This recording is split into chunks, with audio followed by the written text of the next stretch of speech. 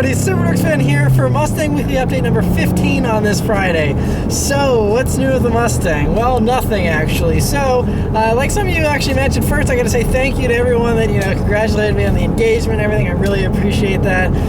Very nice of everyone. And I kind of read some of the comments, in regards to whether you want to see more vlogs about non-car things or just car stuff. And I think some of you definitely want to see some more stuff that's not car related as well. So I'll eventually try and work some of that stuff in slowly but surely, and find some cool ways to vlog about different things. But something car related that I can talk about, since I have nothing to talk about the Mustang, I'll mention real quickly is Chevrolet was kind enough to allow me some early access to the Pittsburgh Auto Show. And Pittsburgh Auto Show is nothing crazy, no kind of new releases or anything, but it's cool to just see everything right in your own backyard there. And so it was very awesome. I was able to talk with them, and that was really fun. So hopefully, be able to get some more cars here in the future. But yeah, that's just about it as far as all that. But there's lots of news to go over this week, so I'll just send it straight back to me at the news desk for this week's news.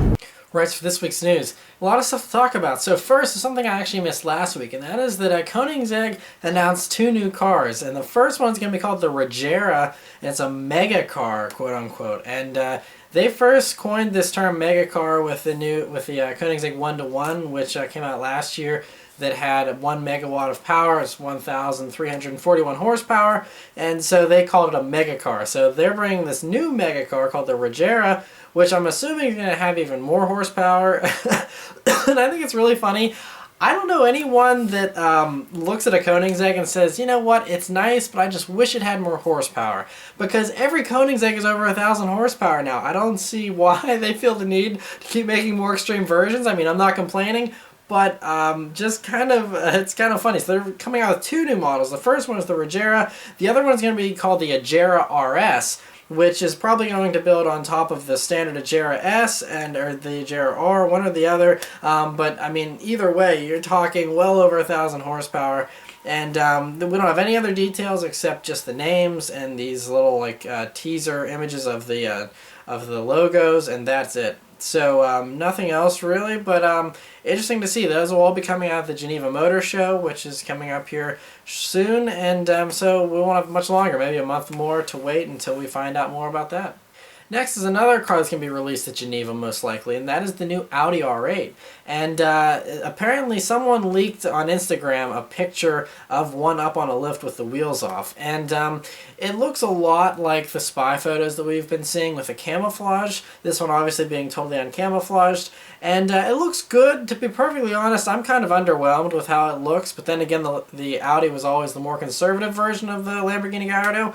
And so, I guess they can't really try and get too aggressive with the styling, because then that would kind of compete too much against Lamborghini. So, but that's cool. It looks good, and it looks like, a lot of the other Audis with the same kind of styling language, and it looks pretty good. So can't wait to see that whole car, hopefully at Geneva as well.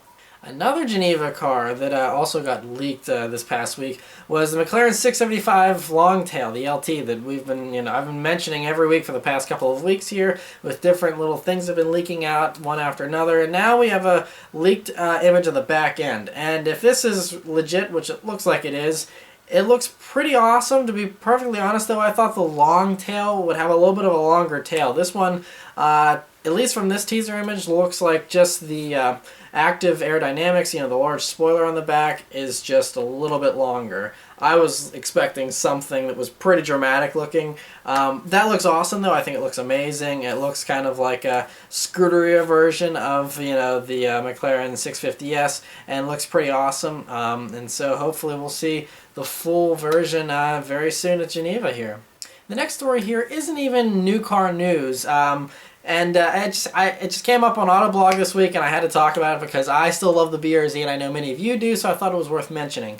And that is that this company called June, which is a Japanese company that does racing and modifications and stuff for cars, they came out with a version of the BRZ they've been working on, and it has 2 Kawasaki Ninja engines, and so it's a 2.4 liter V8 engine, which revs over 10,000 RPMs, sounds amazing, and actually kind of sounds similar to the exhaust I had on my BRZ, except this is a whole lot more intense. But 362 horsepower, and it fits in there fine, and they're using it to go racing and everything. And this brings up a little bit of a question that I have, is I don't know why car companies don't use tiny little large cylinder engines. So what I mean is, you know, like Ferrari back in the 60s had these 2.4 liter V12 engines. So these tiny little V12s, but they sounded glorious, and they put out really good power too. And I mean, obviously you have constraints with size and dimensions, and it's probably really expensive to build a tiny V8. But I don't know. I mean, it may not be that expensive. I mean, Kawasaki Ninjas are relatively cheap motorcycles, so to take two of the engines out of those, I don't know, it might not be so expensive. But anyway, so they took two of them, put them together, and created a 2.4 liter V8, and yeah, revs over 10,000 RPMs, and it fits in the car fine. So for all of you that are considering BRZ engine swaps, I mean, obviously this is probably a lot more complicated than your standard LS swap or something like that. But that is definitely awesome, and that'd be awesome if they actually started doing these conversions in Japan. That would be amazing. I think lots of people would probably take them up on that. But Subaru, you want a more powerful version. 362 horsepower is perfect. It fits in there, and it's awesome. You should just buy the motors off of June and put them in a very limited production run of the BRZ. That would be awesome. Speaking of limited production runs of the BRZ and the FRS twins, Toyota just released an updated version of the 86 in Japan. But before you get all excited, this is just a weird special edition. It's not mainstream at all, and I don't think this is the actual FRS BRZ Toyota 86 facelift that we'll hopefully be seeing here in a year or two. This is just a special edition, and this car you have seen before. It was at the Tokyo Auto Salon, and was shown off as just like a design study basically. And so it's a retro kind of looking front end with circular headlights and stuff, and yeah, very limited production. It's officially called the Toyota 86 Style CB, and it's going to have, they said it's for the upmarket person that wants a more luxurious interior, and it's more of a style statement than so much it is an enthusiast car. So this is appealing to luxury people and whatnot, but yeah, probably will not come to America. That's probably Japan only, which is totally okay with me, because I actually prefer the standard BRZ looks better myself. And some stuff that I wish did come over to America, the new Honda Civic Type R that's going to be debuting at Geneva, they've officially said that it's not going to come to America. So we're holding out hope, and I never heard anything, by the way, from that dealership that mentioned something on February 3rd. I don't think anything came about from that, so I think they were just full of crap. But Honda did release some details on this forbidden fruit that we won't be getting here in America, and that is that the car has a top speed of 167 miles per hour, and it obviously has lots of aerodynamic pieces and things like that. And so yeah, that was the big news, is it's going to be 167 mile per hour top speed. Also, they released a few teaser images of the production version, including the front fascia, the wheel, and the gauges. And looks all kinds of awesome. Once again, wow, we can't get it here in America. So sad. But don't lose all hope, because even though the actual Honda Civic Type R won't be coming to America in its current form, we may be getting that same engine, and but not in the way you might expect. What they're thinking is Acura may put it in the new ILX Type S. But the problem is the motor, I think they've been thinking about this, and the motor doesn't fit in the standard ILX in its current form. So they're saying it probably wouldn't come over until the new ILX, which would be revised in like 2018, and then maybe we'll get that engine. So might be a while, but maybe we'll hopefully eventually get this engine. I'm hoping Honda comes to their senses, and even though they can't bring this current generation Type R over, I would hope that they'll be developing some kind of next generation version of the Civic Si, and develop it with this new Type R motor in mind, and we'll be able to put that in there as well. So hopefully we'll get it one day, but might be in an Acura, it might be in a Honda, I don't know, but hopefully one day we'll get it. So don't lose all hope, just might be waiting a while. Next bit of news is about the Hyundai Genesis. Thank you guys so much for all your great feedback on the review this week. But what I've actually heard, and someone mentioned this in the comments, there's this new Hyundai Genesis coupe that was out, spied, and there's some spy shots here you can see of it. And the spy photographer said the hood had been modified, and they thought it was to fit a larger engine. But when I look at this, I mean, you see it looks like there's a front mount intercooler in the lower air dam of the car, which makes me think it's going to be a turbo. I mean, people have been thinking this is going to have a V8 because there's been rumors that they want to push the Genesis Coupe up market and make it more luxurious and more powerful and probably have a higher price tag and, you know, kind of get rid of the whole cheap, compact kind of image and, you know, make it a lot more upscale, which has its good and bad features. But that is what they're thinking. But based on this image, I mean, why would you have a front mount intercooler or what looks like one in a V8 car? I doubt it's going to be a turbo V8. I think the standard V8 that you get in the you know, Genesis sedan and stuff like that will be plenty of punch for a, you know, little Genesis coupe. But you know, some of you have actually commented in the Genesis review video. A couple of you said that there's rumors of a twin turbo V6 coming out next year. So maybe this is what this is a twin turbo V6. I'm not sure why you'd have to modify the hood for that, but who knows? I don't know. But I mean, as you can see from this, it looks still like a standard Genesis coupe. No major facelift or anything. Just they have some weird stuff going on with the front bumper and side skirts. But overall, looks basically the same. I'm not sure if this is just a very early production mule for the, you know, next version, or if this is, you know, just a development mule for a completely redesigned car they just haven't done the bodywork for yet. I don't know, but interesting to see that, and interested to hear what you guys may think it will be. Another car that was spied there's a Ferrari FF mule running around, and it has a bunch of tape all over the front bumper and stuff, and people are thinking this may also get the new turbocharged engine. I think now Ferrari, you know, with their release of the 488 GTB and stuff, they're going to put the turbo engine in everything, I think, is what's going to happen. So I think the FF will probably be the next one to get the treatment, which is a shame because that glorious V12 is amazing. I don't know if they're just going to do a new V8 version that may be cheaper, or if the V12 is also going to get turbos, which would be pretty wicked. So not sure what's going on with that, but they're doing something with the FF, as you can clearly see. So interesting to see that. We'll see what comes about, maybe at Geneva. A random obscure car that we'll be seeing at Geneva is the Nano Flow Cell Quant F, which is this all-electric car that has over 1,000 horsepower. I've never heard of it, never known anything about it, but apparently they want to sell this thing in the US too, so they want to crash test it. They say it's road legal, it's ready to go, and we'll be seeing it at Geneva, although we can see it completely from all these images already, and looks very long, has gull-wing doors, very cool looking.